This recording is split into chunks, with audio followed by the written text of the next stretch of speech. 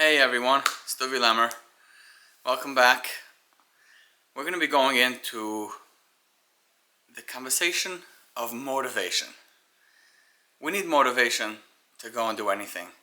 When you hear the news, you always want to know what was the motive of the person, what drove them, what guided them, what beliefs did they have. As we see, motivation comes from a certain drive, from a certain belief. And that's what we want to find out in a crime scene. The same thing is with ourselves. We have to understand what is the makeup of motivation. When somebody does a crime, the motive is built on a belief. It's built on something that they were driven by. So what is our belief?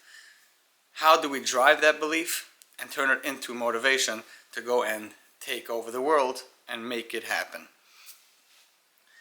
Some people have a motivation when it comes to making money. That's what drives them. They have a certain belief that when they are going to have X amount of money, they'll be able to afford that house, they'll be able to afford restaurants, they'll be able to afford vacations. They have their entire world built around that image, that dream, this belief that once they get there, once they'll be able to achieve that goal, they'll be able to live a full life. They're motivated by this belief. They wake up every morning, work hard for 10 years, whatever it takes. They think about it, they dream about it, they speak about it, they eat about it. It's all about making that dream come alive. And they are motivated based on that.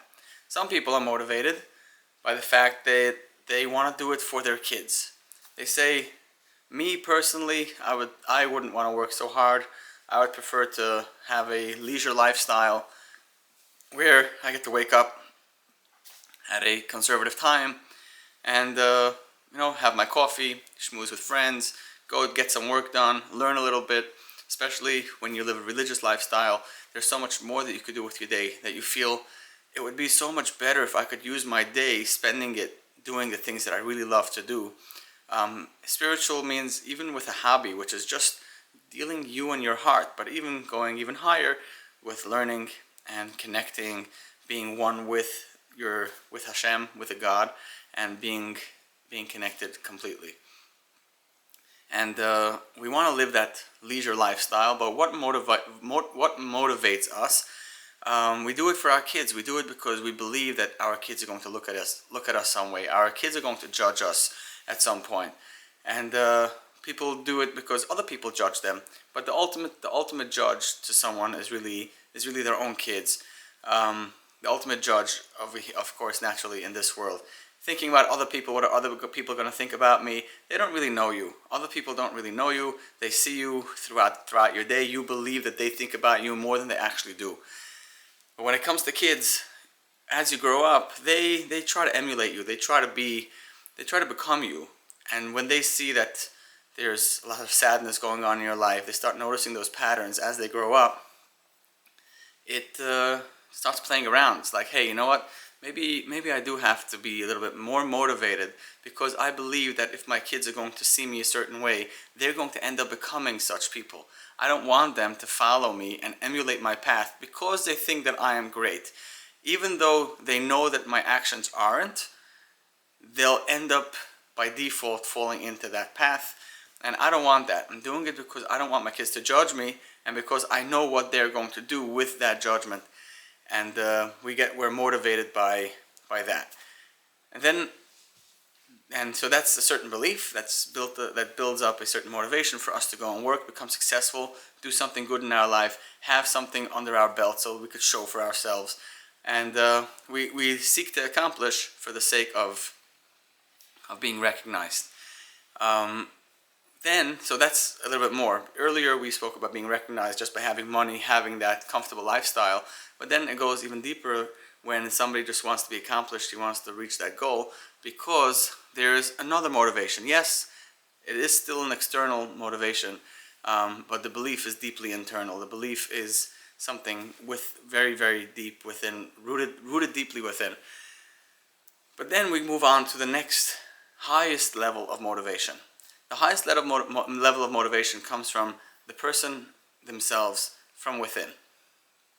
They believe 100% with no doubt about what their purpose here in this world is. They don't know exactly what they have to do, but they do understand that in order to get that, they have to allow themselves to be led.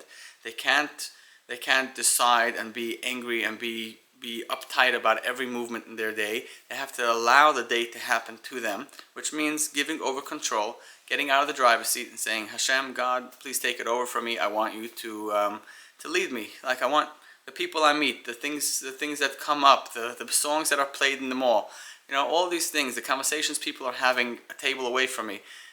I wanna be around that world. That way I could see the world happening around me. People have the opportunity to approach me. I'll make myself be found.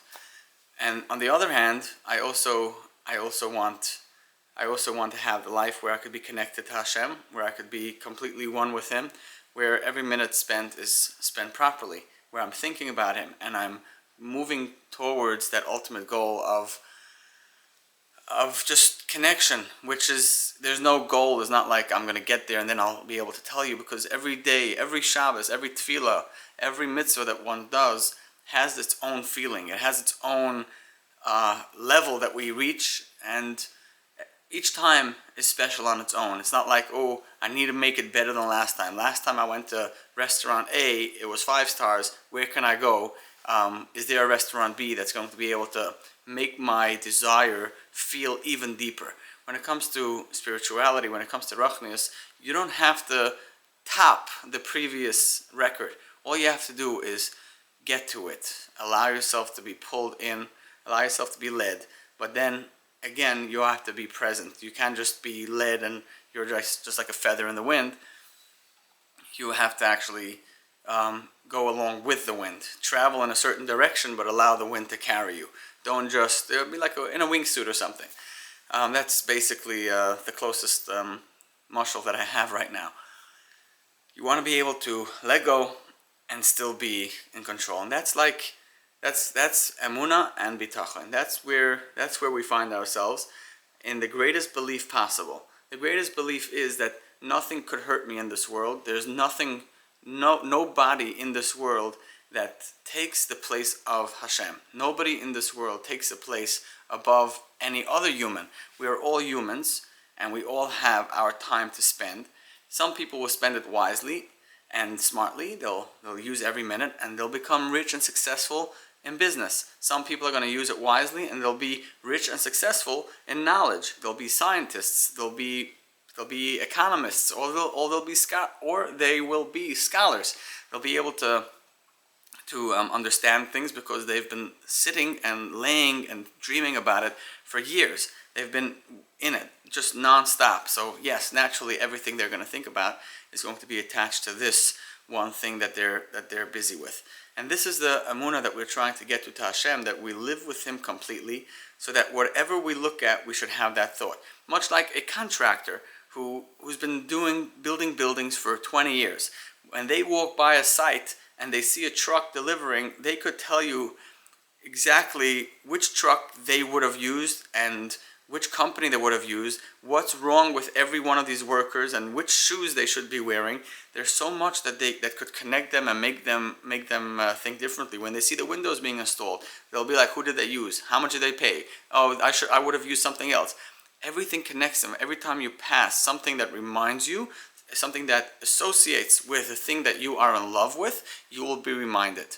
Eis she'ahava nafshi. We want to be reminded of the things that we love every single second of the day.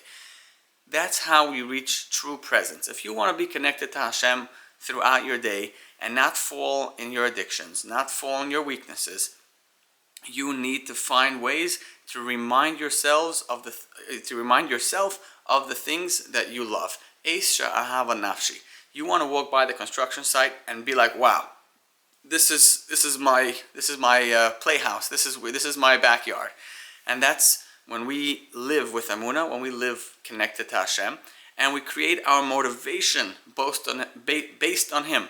We take our belief, and that belief drives us and gives us motivation throughout our day to go about flying in the wind, floating in the wind, but going in a direction of always progressing, always seeking virtue, and through doing that, through applying this belief and driving, flying, being motivated by it, we'll be able to live completely in sync. We'll have the things that we love all the time. We'll be able to be reminded wherever we go. We'll see a tree, we'll hear a certain conversation going on, and we'll be reminded of certain things in our life. And when we are reminded, we might be carried away in a down place. Oh, what happened? Remember, that person is yelling at that person. That reminds me of a certain feeling. And how would I feel if I would be in that person's situation?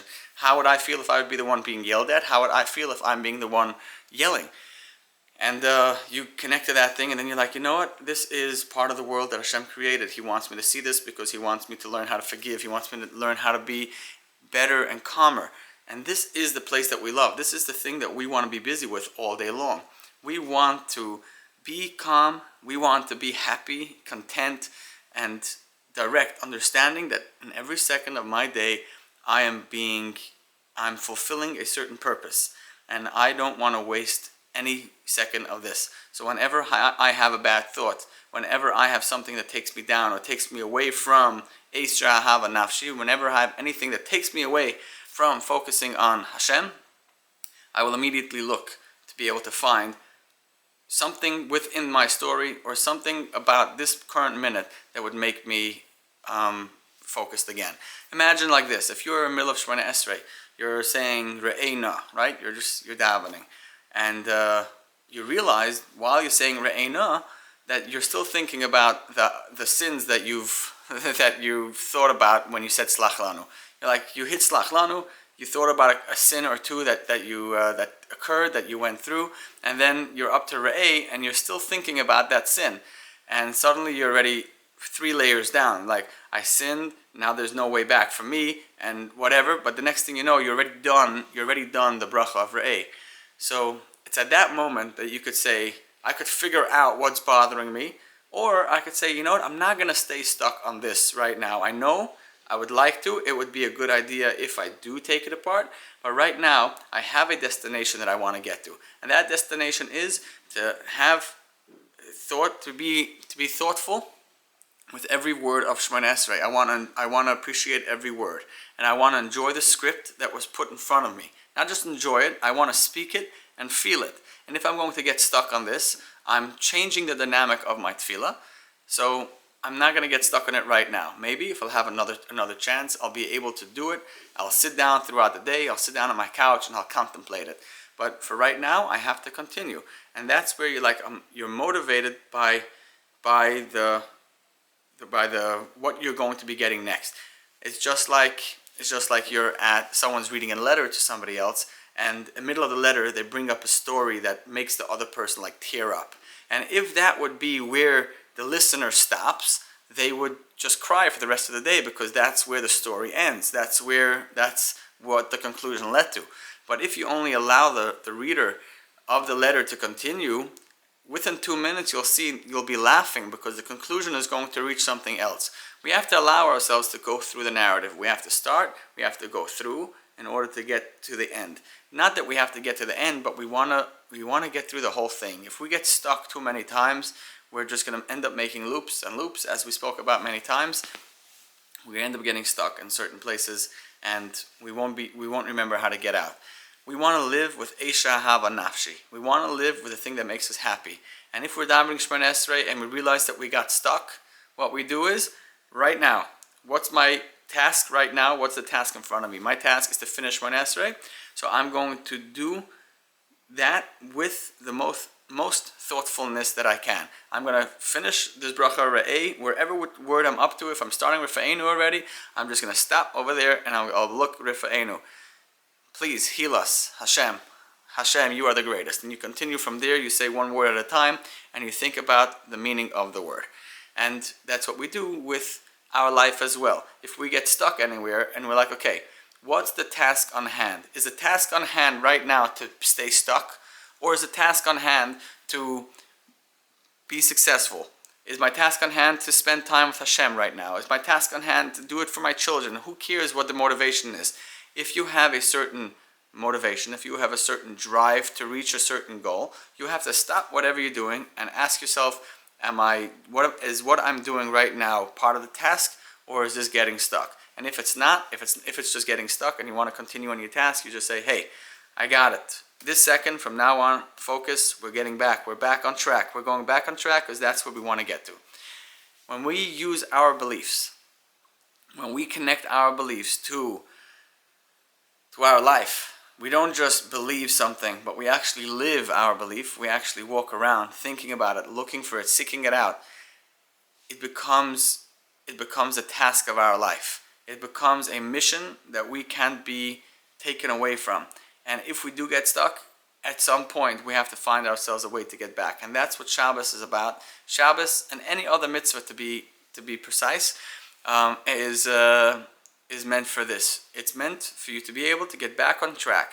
And we have different things throughout the day, different things that we wear, that we eat, that we think, and all these things are meant for us to keep us on track, put us back in a straight line, because we get stuck everywhere. Everywhere we go, we could get stuck. There's potential in everything to be there and set our mind to that thing for the rest of our life. I could take this tripod and I could start going in deeper and deeper, trying to understand how it was made, who made it, how do I build it myself, what screws do you use, what's the leveler for the camera. I could get into this, study every single idea of it until I could create one myself and even become the best tripod engineer in the world. Like, really, because why not? I could spend 40 years on this and I'll become good at it. So we could get stuck at everything, but we have to remember, what is our task? Is our task to build tripods, or is our task to be connected to Hashem?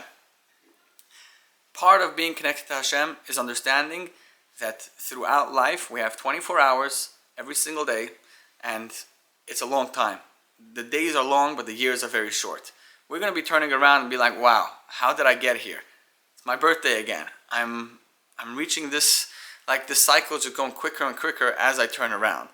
But the days are long. We want to know how to spend our days. Do we want to waste them? For sure not. We don't want to do that. We've already seen what waste does. It brings shiamum, boredness, mevi zima. It brings towards to zima, which is exhaustion, or it's not really exhaustion. It's more like disgust. We reach such levels, and we don't want that. We don't want to waste our time. We want to spend it properly. To spend it properly is to live it with Hashem. And in Hashem's world, He wants us to do hishtadlus. He wants us to do things to eliminate stress from our life. If we find that we are stressed in a certain area, we have to go and do a hishtadlus to remove that stress. Removing that stress could either mean I will stop worrying about it at all because I'm trusting in Hashem, or I say, because I'm not trusting in Hashem at level 10, I'm only at level 9, I'm going to go to the class that will teach me how to be at level 10. What is that class? What's that upgrade? What do we have to go through in order to upgrade? We have to go through a certain work circle. We have to go through a certain system, and we start doing a certain business. We start marketing for it, and we have the ups and the downs of it, and we have to believe, and we have to say, okay, I'm stressed, but I'm less stressed than I was 2 months ago. 2 months ago, when I wasn't having any jobs for a month, it would bother me. Now I can see myself 6 weeks, and wait a second, I'm trusting that this is going to work out, and you're slowly upgrading from 9 to 9.1 to 9.2, and then when it goes to the other point in the business, you really you want to become better with your clients or with the service that you're providing. You're slowly becoming better, and then you want to become even better when it comes to your time. And you see that there's a fail, there's a struggle, there's an up and down in there as well. And you're going from 9.1 to 9.2. Every aspect of this new system, of this new test, is going to take you from level 9 to level 10. And for that we need a thing called hishtadlus. So, in order to do hishtadlus, in order to get down to the work and not just sit on the couch and push it off to tomorrow, that requires strong belief, which that belief will turn into a motivation. We want to do things because we want to live fully, we want to live completely. All these other things will come as a result. Yes, my kids are going to see me, and I'm not going to have to fake it and do it for them. I'm not motivated because I believe that they're going to be judging me, which it could be a true belief. Yeah, it's definitely a bigger judgment than random people, although your kids are going to love you even if the house is taken away. But in any case, we're doing it because we have a belief. We start out with emunah that this is what Hashem put me onto this world for. And this emunah has been tried and tested over many, many years by millions and millions of Yidden just like you. Yidden who lived regular full days, and they went to work and they had trouble waking up in the morning, and after they ate they had a stomach ache. It's just like you. They were human beings. Yeah, they were in different situations. They didn't have a camera in front of their face, but they had their own struggles, their own strengths, their own weaknesses. Imagine the generation that lived during the wheel, or imagine the generation that was during the steel revolution, the industrial revolution. They all had their own things that they felt, wow, look how we are progressing, and look how great we're becoming. Everybody had their times, they had their ages.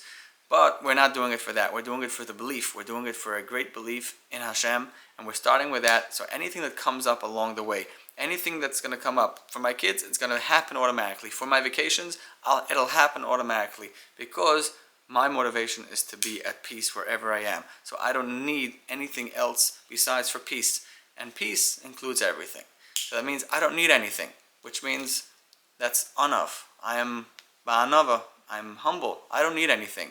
But by not having everything, by not having anything, you have everything. By saying I don't need anything, by just all I need is peace. With peace, you get everything, and that was the gift that Hashem gave to Shlomo HaMelech. Shlomo HaMelech, Hashem asked him, "Do you want to have a long life, or do you want to have? What was it? Do you want to have a lot of money, right? And or a long life?" And he said, "I'd like to have chachma." I think this is how it goes. And he says, "I want to have wisdom." And Hashem says, "Since you asked for wisdom, you'll have the money as well. You have everything else as well." So it wasn't a long life, because he didn't live for 1,000 years. He only lived to 52. So it's something else. Hashem gave him everything because he asked for wisdom. Once we have wisdom, we understand what we're here to do in this world. We could take our belief, and that belief will be our motivation. Yeah. All right. I will leave you with this. Have a wonderful day. And if this takes you somewhere, if this thought adds some meaning to you, then I've done my job. All right. Thank you. I feel like I used my time well. Have a great day.